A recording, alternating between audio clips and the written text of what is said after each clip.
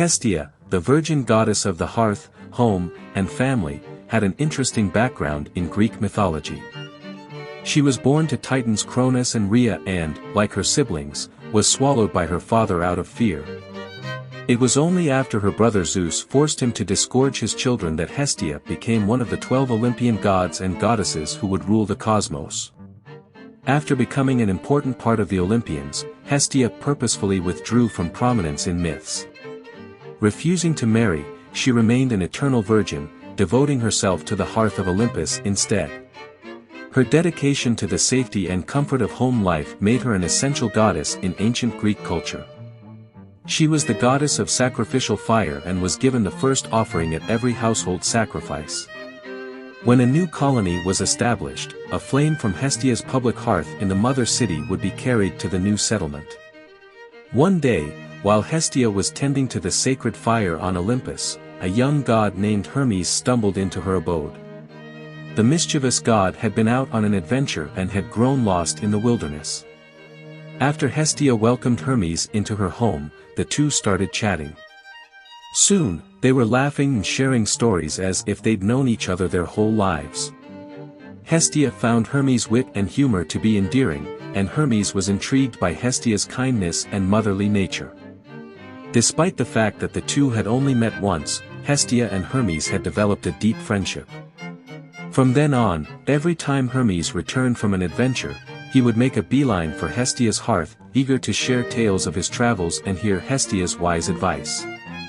Hestia would always listen patiently, offering Hermes a warm cup of cider and a cozy blanket to wrap himself in. Eventually, the other gods and goddesses began to take notice of the unlikely friendship between Hestia and Hermes. Some of them teased Hermes for hanging around a hearth goddess, while others wondered aloud how it was possible that the eternally single Hestia could form such a bond with the roguish Hermes. Hestia, however, paid no mind to the whispers of the other Olympians. She knew that her friendship with Hermes was built on a strong foundation of mutual respect and affection. And even though she was a goddess of the hearth, she was still capable of forming deep and meaningful connections with those around her. Today, Hestia may not be as well known as other gods and goddesses, but her importance in ancient Greek culture cannot be overstated. She was a symbol of comfort, warmth, and security to the people of her time, and her legacy continues to inspire us today. Hestia's Roman equivalent is the goddess Vesta. Hestia was a quiet and humble goddess, often overlooked in the tales of the Olympian gods. But her role was crucial as she was tasked with maintaining the sacred fire of the Olympian hearth. She was born into the powerful Titan family, her parents being Rhea and Cronus. However, her father, who was paranoid about losing his power, ate all of his children except for Zeus, who was secretly saved by Rhea. Interestingly, Hestia had a unique mythic inversion where she was the first to be devoured and the last to be yielded up again. This meant that she was both the eldest and the youngest daughter of Rhea and Cronus. This theme was found in the Homeric hymn to Aphrodite and added another layer of complexity to her mythology. Despite her quiet demeanor, Hestia held a position of great honor among the gods and mortals alike.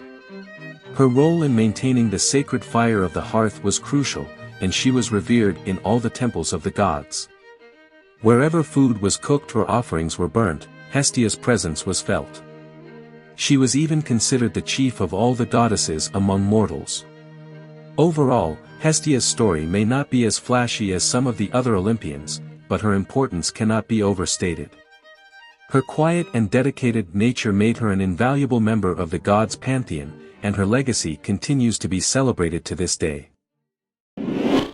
Do you want to explore more Greek mythology stories? Who do you want to see featured next? Subscribe and leave a comment below to let me know. I'll see you in the next video.